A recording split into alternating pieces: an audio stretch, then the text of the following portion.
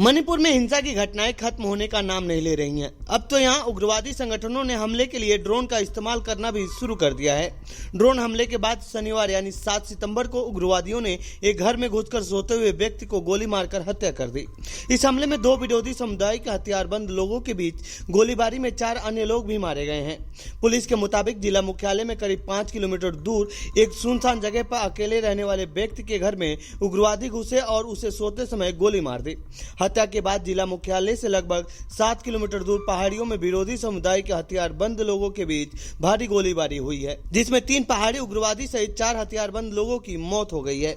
इस घटना से पहले बिष्णुपुर जिले में एक व्यक्ति की हत्या की गई थी। इस हमले में 5 अन्य लोग भी घायल हो गए थे। यह हमला कथित उग्रवादियों ने गांवों पर रॉकेट दागकर किया था। शुक्रवार यानी 6 सितंबर को बिष्णुपुर जिले के ट्रोंगलाओबी में तड़के सुबह करीब 4:30 बजे की है, जिससे वहां 2 इमारतें नष्ट हो गई थी। मीडिया रिपोर्ट्स की माने तो शनिवार यानी 7 सितंबर को हुआ हमला 6 सितंबर वाले हमले की जवाबी कार्रवाई है। करीब 1.5 साल से चल रहे वहां हिंसा को रोकने में सरकार बिल्कुल नाकाम दिखी है। वहां पर कई दौर की बैठकें भी हो चुकी हैं, लेकिन हिंसा शांत होता नहीं दिख रहा है। भारी पुलिस फोर्स तैनात, फिर भी खत्म नहीं हो रही हिंसा।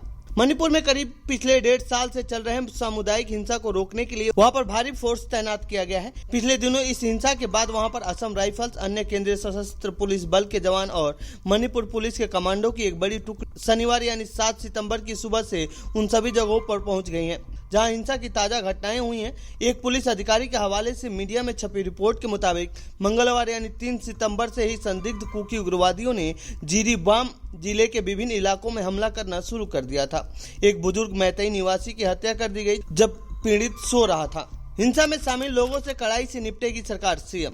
यह मणिपुर में हिंसा की नई लहर है। इस सप्ताह की शुरुआत में इम्फाल पश्चिम के गांव में ड्रोन का उपयोग करके देसी बम गिराए जाने से 2 लोगों की मौत हो गई थी और कई अन्य घायल हो गए।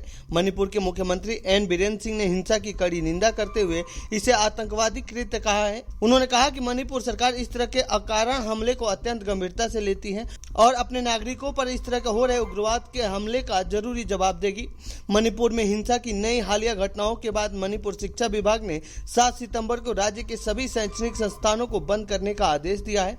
घाटी स्थित नागरिक समाज संगठन coordination committee on Manipur integrity यानी COMI ने भी अनिश्चितकालीन सार्वजनिक आपातकाल की घोषणा की है। तो ये थी हमारी मणिपुर से जुड़ी रिपोर्ट। आपको कैसी लगी ये रिपोर्ट कमेंट बॉक्स में बताएं। साथ ही इस पूरे मामले पर आप क्या कहना चाहते हैं कमेंट बॉक्स में लिखें। बाकी देश दुनिया की खबरों के लिए बने रहिए जनसत्ता के साथ। धन्यवाद।